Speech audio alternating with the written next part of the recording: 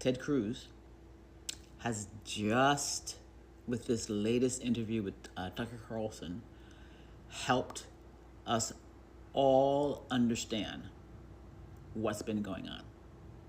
He pulled the rug from underneath he pulled the most necessary domino, the one where all of us are wondering, why are they doing this?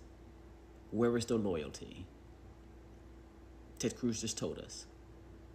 And so what that means is that they've been legislating. They've been legislating on behalf of Israel. And this is the left and the right. And so when it comes to gun legislation, when it comes to women's rights, when it comes to, are you telling me that all these guys have been working for Israel? I need answers. I genuinely need answers.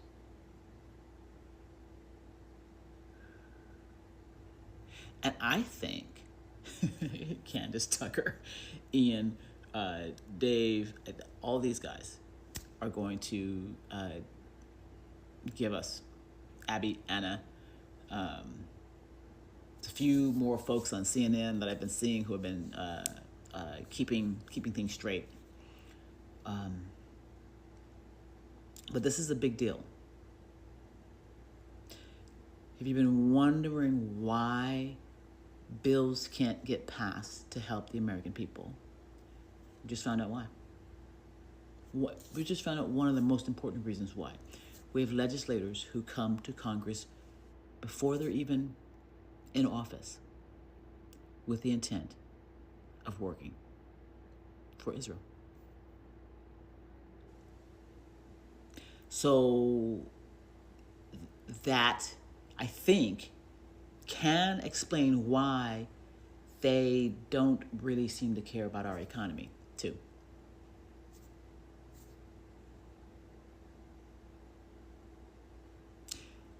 You all can make a lot of videos with this. The American people need to know this. And there's some very creative ways that you guys can do this with AI and whatnot.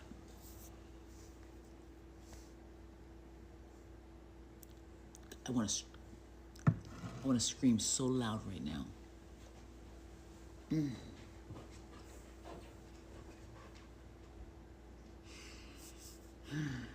So just to repeat, just to take this in. We have legislators who are legislating for Israel. Now, we've known they've got handlers. We've been putting all the pieces together. There are people out there who have been like, it's both sides. Never really fully filling in for us how it's both sides. But Ted Cruz just told us how it's both sides. And therefore, how when American people are saying we want gun legislation, and on the right they say no, on the left they apparently fight for it, but then they just kind of go like, hey, oh, whatever, because they're two sides of the same thing. They keep each other at the level that they want to be at. So last time I'm going to say this. Ted Cruz has just revealed to the American people, and probably other countries, that our legislators are working for Israel because they believe that they will be blessed if they do, and that they will be cursed if they don't. And the Middle East, certain countries, are all on the receiving end of what it looks like to be cursed, as are the Democrats. You can tell who Israel curses, because the Tom Cottons, the Democrat, the Trump, he goes after them, narratively speaking. All right, guys, I can't wait to wake up tomorrow and see what you guys do. More of this.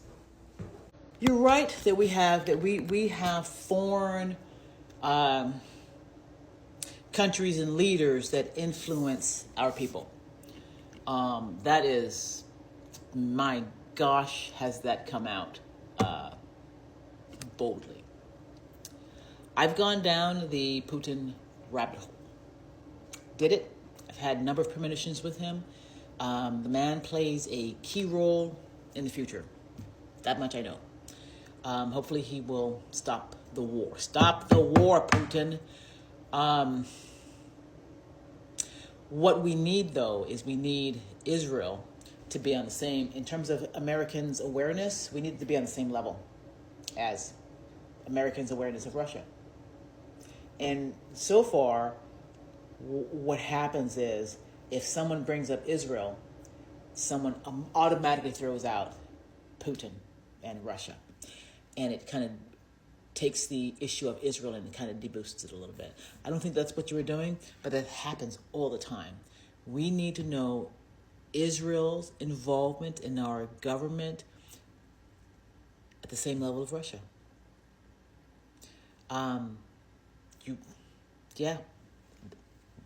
We need to know, because they're controlling a lot. Whether or not we get to have disclosure, whether or not we get to have gun laws, whether or not we get to have SNAP, they are controlling a lot.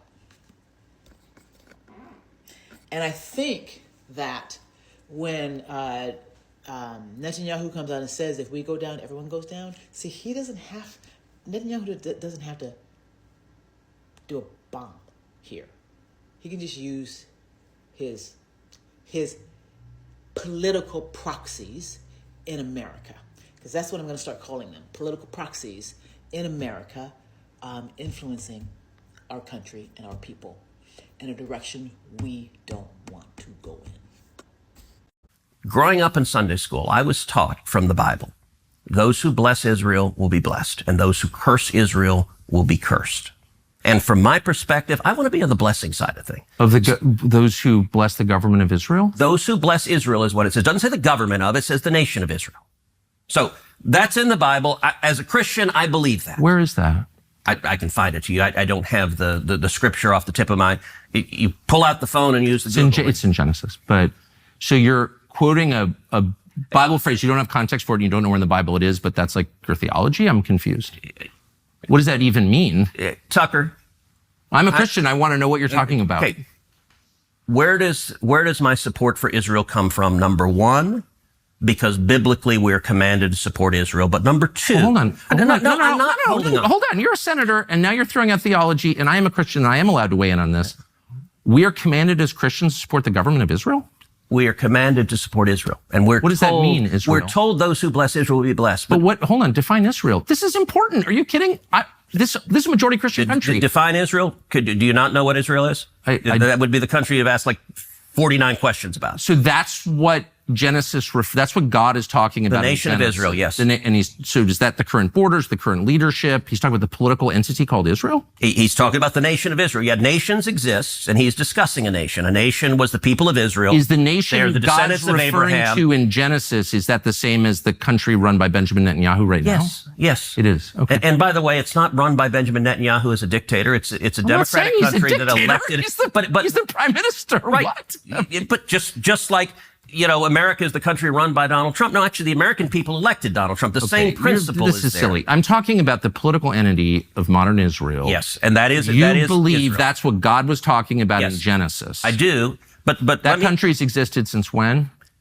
For thousands of years. Now, there was a time when it didn't exist, and then it was recreated just over 70 years ago. I'm saying, I think most people understand that line in Genesis to refer to the Jewish people, God's chosen people. That's not what it says. Okay, Israel, but you don't even know where in the Bible it is. When the man saw that he couldn't win the match, he struck Jacob's hip and knocked it out of the joint at the socket. Then the man said, "Let me go, for it is dawn." But Jacob panted, "I will not let you go unless you bless me." "What is your name?" the man asked. He replied, "Jacob." "Your name will no longer be Jacob," the man told him. "It is now Israel, because you have struggled with both God and men and have won." Israel means God struggles, or one who struggles with God. Israel is a name, not a fucking country or nation. Fucking idiots. Argument against the efficacy of sanctions. Sanctions against Russia, which you casually and enthusiastically imposed, scoring a little moral victory every time, had no material effect that helped the United States. Russia is backstopped by China, and I recommend that you go there and see it. It is way nicer than Washington, D.C. Way nicer. To me, that's a tragedy. I was horrified and angry at my leaders, including you. It's like, I want to live in a country that's nice, with low food costs and no homeless people. All right. I don't understand why that's too much to ask. So do Instead, I. I get wars with Iran. No, I just want lower food costs. How's that? So, look, it's a weird argument that you do often, which is, listen, things are crappy in America. Liberals have done bad things to America, so we shouldn't worry about any enemies around the world. Republican senators. Republicans they don't care about us. They're focused on other countries. You wrote that, and our country is dying, and you don't care because you're focused on Iran or Putin. So you believe that I don't care about America? I guess you believe Donald Trump doesn't either. Like nobody cares. I believe that your focus is way too on other countries. It's way too focused outward. The money that you send abroad could be used here and should be. What money that I send abroad, by the way, I emphatically agree with. How much did you send to Ukraine? You don't even know. I emphatically agree with Donald Trump's. Come to the U.S. and receive our organs. Okay, this is actually insane. I don't think people realize how connected the U.S. and Israel are. Not only does the U.S. give Israel billions of dollars every year that helps fund their free healthcare, meanwhile Americans do not receive free healthcare in the U.S., but that was just a travel nurse who worked on an organ donation floor in the U.S. And she said that what she learned through her experience working on that floor was that Israelis can come to the U.S. for free and receive any medical procedure if the hospital in the U.S. is better or offers something that they can't get in Israel, or if they need an organ donation, they can receive American organ donations. And they can come to the U.S. and everything's paid for. Their flights paid for, their hospital stay, their medical procedure, everything is free. Meanwhile, if an American were to get an organ donation, it could cost them $70,000 in medical bills for being in the hospital, but an Israeli will get it for free. And she also said at any given time, this floor would be half Israelis at this hospital.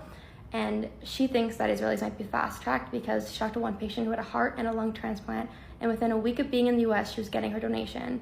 Meanwhile, Americans could be on this list for years to wait for a match or wait to get a transplant. This is just insane. It's crazy to me that Americans are struggling to pay for healthcare, but Israelis can come and get medical procedures for free. How does that make any sense? When Americans are paying their taxes and that money is going towards their healthcare system as well as Israel's healthcare system, how can Israelis get free healthcare in Israel and the US? How does that make any sense? I have a question for everyone that supports all the money that we have been giving to Israel over the decades. With the money that we, the taxpayers, have given Israel over the last 75 years, they are now able to give families a monthly child allowance for each child they have, income support, unemployment benefits, housing assistance, free healthcare, and free education through university. So I ask again, why are we okay making it possible for Israelis to do that? But in our country, a whole group of people are totally against the idea of universal health care and free education. I need someone to explain to me why it's okay to fund their abilities to do that. But when it comes to our own country, our own people, we are totally against it. It doesn't make any sense to me. And none of what I'm saying is even delving into the fact that what the Israeli government is doing with all the military assistance that we've given them. No ally of the United States should be allowed to do or say whatever they want without any consequences from us. Not when we give them billions of dollars every single year. Bruh, Israel was propped up by the two largest empires in modern history, the British Empire and now the American Empire.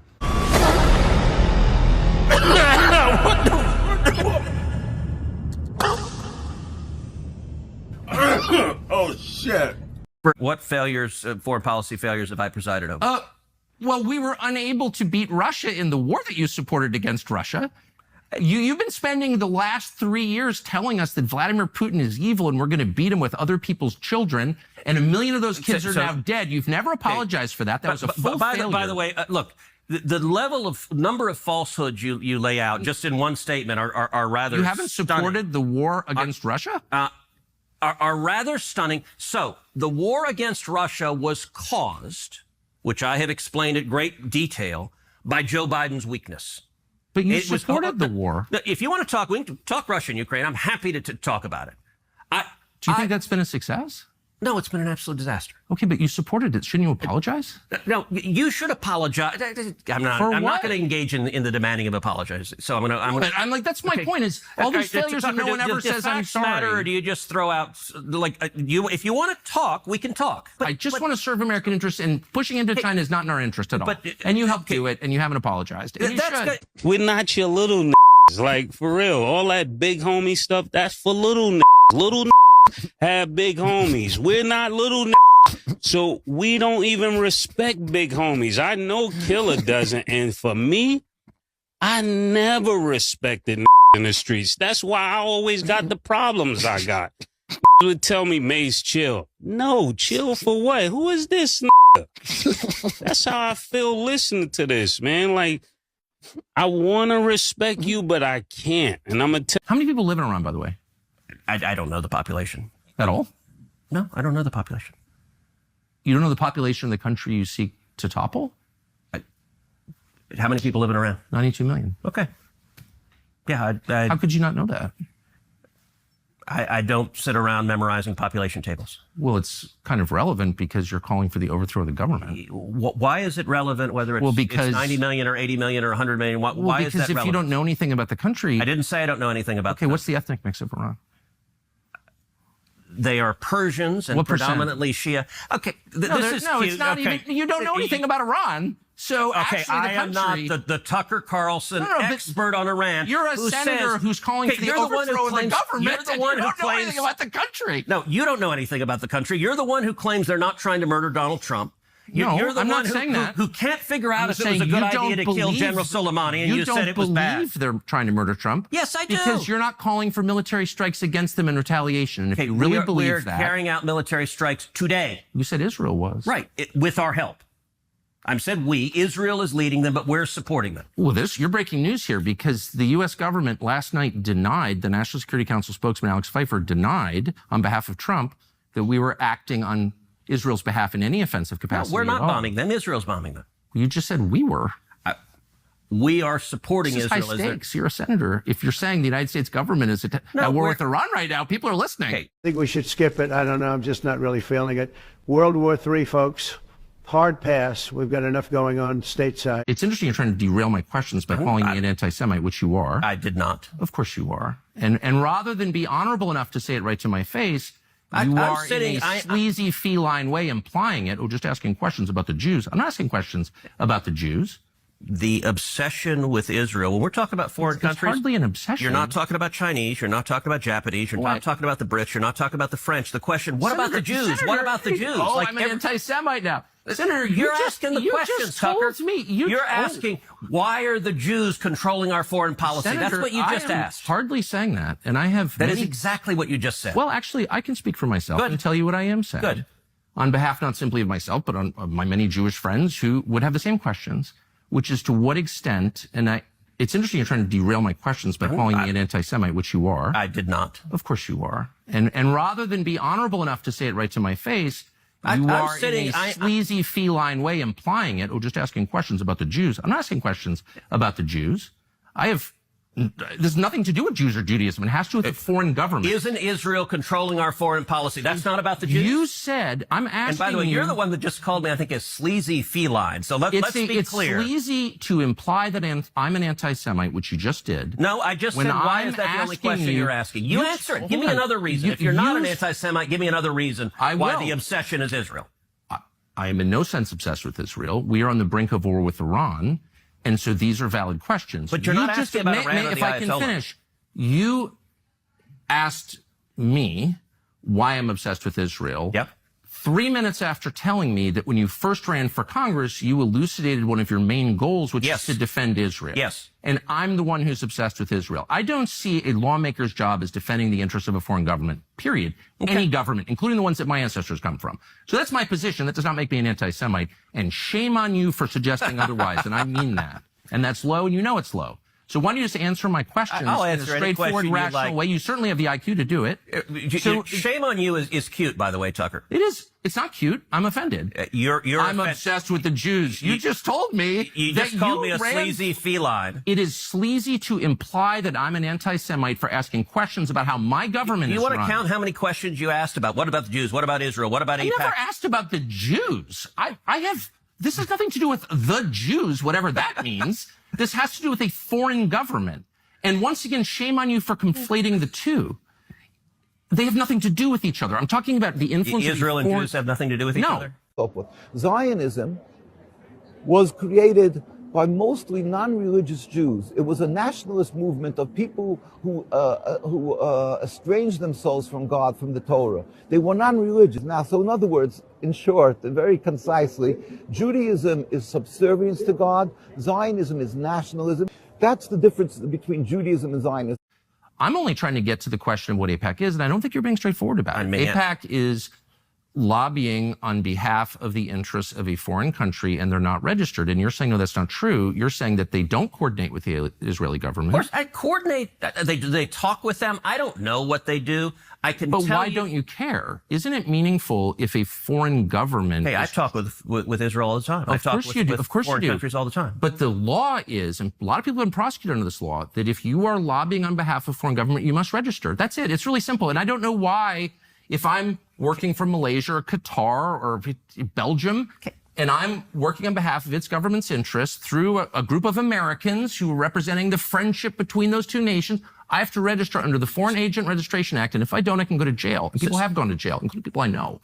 So I don't understand why we don't just be honest and say they're lobbying on behalf of a foreign government. They're coordinating with the government. You know that that's true. That is not only not true, that is false. You're now describing, in a very defensive way, I will say, is foreign influence over our politics. No. And you began, and it's so transparently obvious to everybody.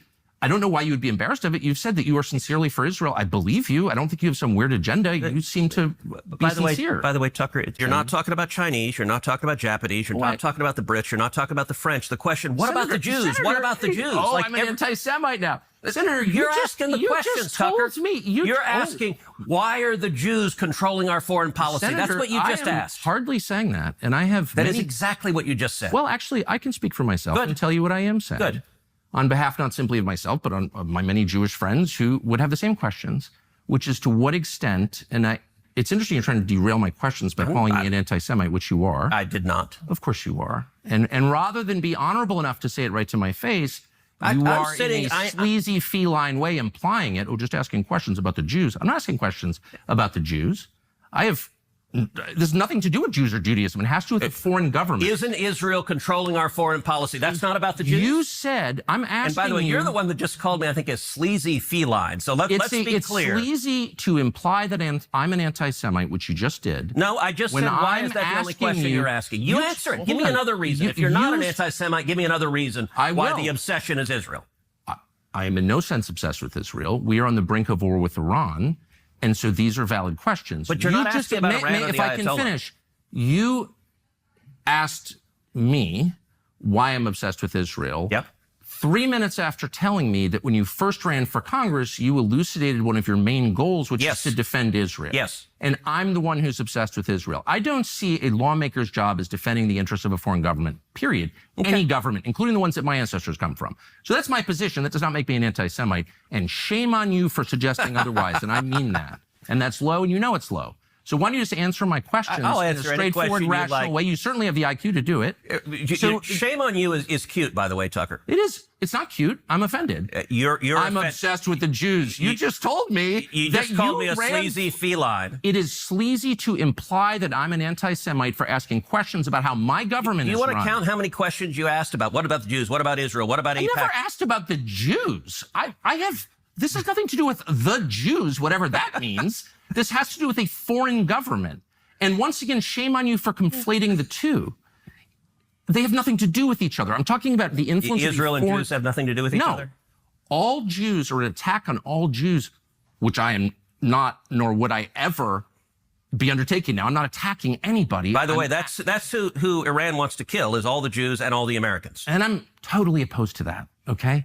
But now, because Except you don't want to do anything about it. decisions need to be made. We can talk about those decisions. And I plan to. Good. But I just want to get a sense of whether you think, having described yourself as an America First person whose only criterion for judgment on foreign policy is America's national interest, to what extent you're influenced by a foreign government, which gives you a lot of money through its lobby, and you're claiming this has nothing to do with the foreign government. They're not coordinating. Yes, they're spying on us, but it doesn't bother you. And I'm sort of wondering, like, what is this? This is one of the weirdest conversations I've ever had. I'll tell you what, and I'll answer any question you like, but let's try to... Are you going to call me an anti-Semite again or no? Let's try to ratchet down the temperature a little. You're the one who went to motive. I'm asking honest questions. I'm just asking questions. Yes, that's it. That is what I'm doing. Before I finish my it's just sentence, important to know what you're talking about. I don't know what you're... So you're saying as a Christian, if I believe in Jesus, I have to support the modern state of Israel? No, I'm not saying that. I'm explaining for me what my motivation is. But okay, so I'm just trying to understand. You said God tells you to support the modern state of Israel in the Bible, in some place in the Bible that you heard about, but you don't know where it is. That's your theology? You're going back, am I a sleazy feline again? I mean, if you accuse me of anti-Semitism again, I will say that, but I don't think you will. Try to be a little less condescending. I'm trying to have a conversation. Condescending. You're throwing this stuff out, and it's my job to figure out what you're talking about. Okay, but mad at Israel. I guess. Oh no. I'm hardly the one who's. I've never taken money from the Israel lobby. Have you? Taken money from the Israel from AIPAC? So AIPAC raises a lot of money for me, but it's actually a misnomer because the people who raise money are individuals. Right. So it's not the PAC itself, but they're individual members who believe in the American-Israeli friendship and relationship. Is AIPAC a foreign lobby? No, it's an American lobby. AIPAC stands for the America-Israeli Political Action Committee. What does it lobby for? So, to be honest, not a whole lot effectively. Listen, I came into Congress 13 years ago with the stated intention of being the leading defender of Israel in the United States Senate. Great. And I've worked every day to do that. AIPAC, a lot of times, I wish were much more effective. Like, there are folks online who are in the fever swamp of terrified of AIPAC, and AIPAC... I'm not terrified of AIPAC at all. You're the one who seems a little uncomfortable when I'm asking. No, not uncomfortable at all. I'm just asking what AIPAC does. My understanding, having known a lot of people who work at AIPAC, is that it lobbies on behalf of the Israeli government. Wrong. Oh. Are you? You're learning so many important things, and I'm so proud of you. The American Israel Public Affairs Committee, AIPAC, represents a concerning example of how intense lobbying can distort the political process in the United States. Starting as a small advocacy group aimed at bolstering US-Israel relations, AIPAC has grown into a colossal force, wielding disproportionate influence over US foreign policy, particularly towards Israel and the Middle East. AIPAC's expansion and influence raise questions about the balance of power in US politics. Its fundraising prowess, backed by a substantial membership base, has enabled it to exert considerable sway over lawmakers and policy decisions. This influence is not without controversy. AIPAC's lobbying efforts, often seen as overly aggressive, have been met with scrutiny for their potential to skew bipartisan policymaking in favor of a singular foreign policy agenda. The organization's role in significant policy decisions, such as the US Embassy move to Jerusalem, is emblematic of its outsized influence. AIPAC's activities go beyond advocacy, bordering on coercion, and contribute to a lopsided US foreign policy that often neglects the complexities of the Israeli-Palestinian conflict and broader Middle Eastern dynamics. AIPAC's approach has sparked debates about the ethics of lobbying in shaping national policy. Let's talk about AIPAC, the American Israel Public Affairs Committee. It was incorporated in 1963. For 10 years prior to that, it was known as the American Zionist Committee for Public Affairs. AIPAC calls itself America's pro-Israel lobby, and according to its website, it has over 3 million members across the country in regional chapters working to, quote, expand and strengthen the U.S.-Israel relationship, end quote.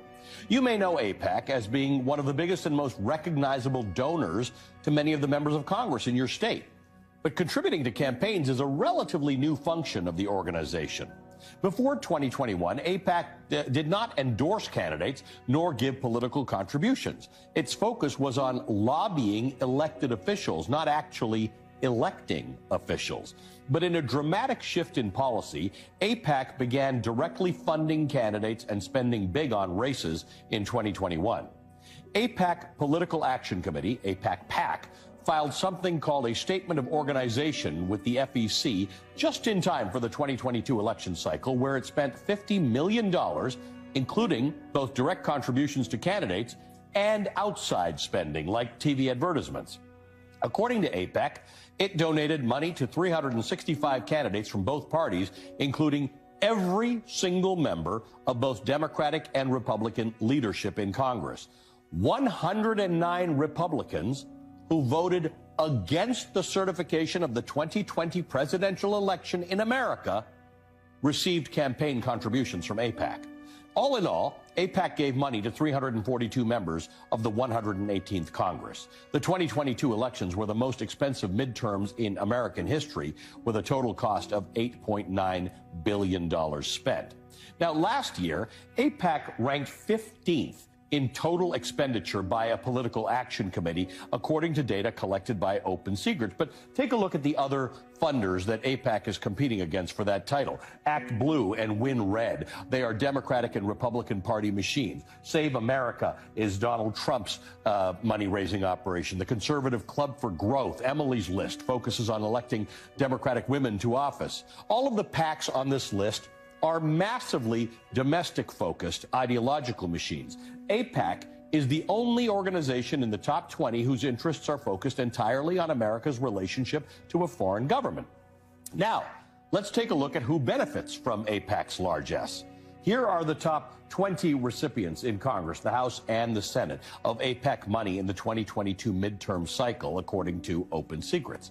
They're members of both parties. They come from every corner of the country with varying levels of experience in Congress. The Democrat Glenn Ivey of Maryland tops the list. He beat out fellow Democrat Donna Edwards in Maryland's House primary after AIPAC poured millions into pro-Ivey advertisements and mailers. Edwards was running for a second stint in Congress after serving during the Obama administration, where she voted present, not even a no, on a number of pro-Israel resolutions. So the money poured in against her. Not even an endorsement from Nancy Pelosi could save her. AIPAC's influence, often attributed to its financial contributions and lobbying, raises concerns about the extent and nature of such influence in politics. The organization's practice of organizing trips to Israel for U.S. lawmakers, this practice epitomizes the fine line AIPAC walks between informing and influencing policymakers. A growing partisan divide in U.S. politics further complicates AIPAC's role. Republican support remains strong, while an increasing number of Democrats express reservations. Within the American Jewish community, AIPAC's policies face criticism, highlighting diverse opinions on U.S.-Israel relations. AIPAC has evolved, expanding its support base and adapting strategies to navigate the changing political scene. Its efforts, particularly regarding coordination with the Israeli government and indirect political fundraising, spark legal and ethical questions. Undeniably, AIPAC has impacted U.S. foreign policy, notably in decisions like the U.S. Embassy's relocation to Jerusalem and opposition to the Iran nuclear deal. So I think you know that AIPAC is both a grassroots organization and also a leadership empowerment organization. So a particular concern to us are not African Americans, but those African Americans that will be part of the Congressional Black Caucus, those African Americans that will be governors, those African Americans that will be part of the cabinet of successive administrations. And we have been rather successful in identifying young, emerging political leaders, sometimes when they're in their teens, sometimes when they're on college campuses, sometimes when they're just getting into state politics, and sometimes when they first emerge as congressional candidates. AIPAC built a relationship with Barack Obama before he was a president, before he was a presidential candidate, before he was a U.S. senator. We built a relationship with him before he was in the Illinois State House. The relationship we built with Sarah Palin was before she was mayor. The groups that we are most excited about bringing to Israel for the first time would be the national, state, and local leaders of the College Republican National Committee and the College Democrats of America. And the fact that we bring them to Israel together, lock them in a bus, don't let them come down from the top of Masada until they understand the importance of working together, may be one of our only hedges against the breakdown of bipartisanship that we're witnessing today. That is why America's commitment to Israel has endured under Democratic and Republican presidents and congressional leaders of both parties. In the United States, our support for Israel is bipartisan, and that is how it should stay. But as you examine my commitment, you don't just have to count on my words. You can look at my deeds. Because over the last 3 years as President of the United States, I have kept my commitments to the state of Israel. At every crucial juncture, at every fork in the road, we have been there for Israel And let me be clear, I will always stand up for Israel's right to defend itself, and I will always ensure Israel has the ability to defend itself, because the people of Israel must never again face the horror that a terrorist organization called Hamas caused on October 7, including unspeakable sexual violence and the massacre of young people at a music festival. At the same time, what has happened in Gaza over the past 10 months is devastating. So many innocent lives lost. Desperate, hungry people fleeing for safety over and over again. The scale of suffering is heartbreaking. President Biden and I are working to end this war such that Israel is secure, the hostages are released, the suffering in Gaza ends, and the Palestinian people can realize their right to dignity, security, freedom, and self-determination. They're not registered. Is there any other Republican who has your views on this? Well, I have Republicans who come to me on the floor and say, I wish I could vote with you today. Yours is the right vote, but I would just take too much flack back home. And I have Republicans who come to me and say, that's wrong what AIPAC is doing to you. Let me talk to my AIPAC person. By the way, everybody but me has an AIPAC person. What does that mean, an AIPAC person? It's like your babysitter, your AIPAC babysitter, who is always talking to you for AIPAC. They're probably a constituent in your district, but they are, firmly embedded in AIPAC. And every member has something like this? I don't know how it works on the Democrat side, but that's how it works on the Republican side. And when they come to DC, you go have lunch with them, and they've got your cell number, and you have conversations with them. So I've had that's absolutely crazy. I've had 4 members of Congress say, I'll talk to my AIPAC person. And it's literally what we call them, my AIPAC guy. I'll talk to my AIPAC guy and see if I can get him to, dial those ads back. Why have I never heard this before? It doesn't benefit anybody. Why would they want to tell their constituents that they've basically got a buddy system with somebody who's representing a foreign country? It doesn't benefit the congressman for people to know that, so they're not going to tell you that. Have you seen any other country do anything like this? Like no. Russia obviously determines the outcome of our elections. We keep hearing that. Does anyone have a Putin guy that they talk to? Not only do they not have a Putin guy, look, they don't have a Britain guy. They don't have an Australian guy. They don't have a Germany dude.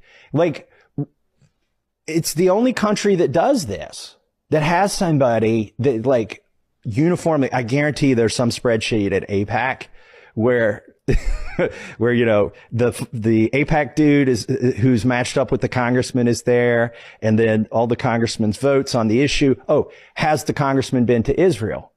They pay for trips for congressmen and their spouses to go to Israel. I'm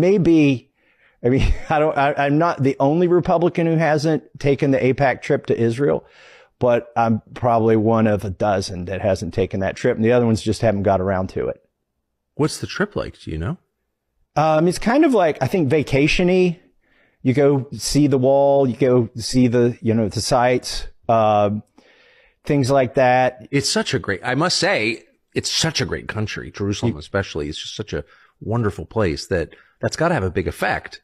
You go like swim in the Dead Sea. Yeah, I've done that. Yeah. Not on an AIPAC trip, but right. I would recommend it to anyone. Are you sure it wasn't an AIPAC trip? It was. I paid for it myself. No, I mean, it's just funny. I mean, I am a legit lover of Israel, of the place Israel. Right. I like the people and I love the food and the whole thing is so great. Look, but that's distinct from the government of Israel, which is just a foreign government.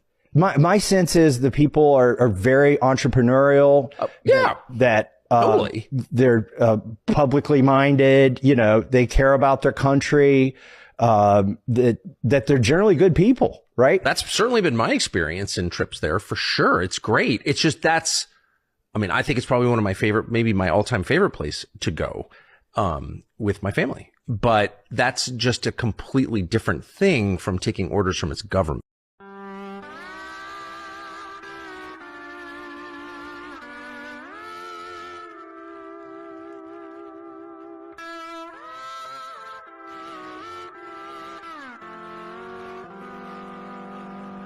Hot take, Tucker Carlson hasn't changed. You have. AIPAC has had a chokehold on U.S. politics since the 1980s. That's when it became a big force in Washington. And since the 1980s, red versus blue has been the focus. Before that, red states and blue states did not exist. Since then, they have been controlling the narrative on both sides with different messaging. Okay, designed to keep Americans fighting with each other over the same issues. We have been fighting about the same things for 40 years while they go ahead and get both sides to enact all their policies. And now you turn around and suddenly the United States is working for the Israeli government. Okay, that's what AIPAC has been working on for 40 years. The messaging on the left was anybody who talks about Israel is an anti-Semite. Okay, the right is all just racist Nazis. The messaging on the right was that the left is all just gay and trans. They just want to take over the country with that and keep everyone fighting over women's rights. Meanwhile, both sides agree on everything for Israel. Okay. Google dancing Israelis. If you don't know what that is, you have to completely deconstruct blue versus red from your mind and start thinking about rich versus poor. Okay? The West really doesn't understand militant Islam. So I wrote a book in 1995 and I said that if the West doesn't wake up to the suicidal nature of militant Islam, the next thing you'll see is the militant Islam is bringing down the World Trade Center. That's suspicious. That's weird. And there were plenty of Americans who thought that it was, at the very least, incredibly suspicious during 9/11, shortly thereafter, when this segment ran, also back in 2002, on ABC News as an update to a prior segment that they had done. Take a listen. In the days after the September attacks, there were countless rumors about strange coincidences surrounding the events. One report about a group of Middle Eastern men spotted the morning of September 11th parked just across the river from New York City has not gone away. Investigation of their presence has led to questions about whether Israel was conducting espionage on U.S. soil. We're joined now by ABC's John Miller with an exclusive report this evening. That's right, Elizabeth. This is a case that took the FBI and the CIA more than 2 months to sort out, while 5 Israelis waited in jail. It began when this woman was watching the Twin Towers burning from her apartment in New Jersey. She noticed 3 men on top of a van, posing for pictures with the towers burning in the background. And I could see that they were like happy. You know, they didn't look shocked to me. You know, they didn't look shocked. I thought it was very strange. The witness called police, who stopped the van hours later and arrested 5 men. All 5, it turns out, were Israeli. They were turned over to the FBI. Sources tell ABC News during a check of national security databases, some of the men were listed as having had connections with Israeli intelligence. At the FBI, that set off alarm bells. The FBI needed the answers to 3 important questions. Who were these men? What brought them to that parking lot on the morning of September 11th? And did they have any advance knowledge of what was going to happen that day? The men said they were just taking pictures at the time. They said they worked for a company called Urban Moving. The FBI obtained a search warrant for the company's offices. 2 SUVs were filled up with between 9 and 12 boxes and computers. Not long after the arrest, the offices of Urban Moving were simply abandoned. Almost everything was left behind. In jail, the 5 Israelis were repeatedly interrogated and given lie detector tests. Stephen Gordon was their American lawyer. They were asked questions if they had ever been approached by or hired by any non-United States intelligence community. While there is still some debate among American intelligence officials, many investigators believe some of the men were part of an Israeli operation aimed at monitoring radical Islamic charities that support groups like Hamas, something lawyers for the 5 men and the Israeli government strongly deny. The 5 Israelis were deported, leaving some ruffled feathers among both U.S. and Israeli officials. All right, guys, so nothing to see there. Obviously, you'd be a conspiracy theorist if you had any questions about that. You actually would be worse. You'd probably be anti-Semite if you had any questions about a foreign government overseas that had people who were attached to their intelligence apparatus who were celebrating and taking photos as the towers burned and American citizens were dying.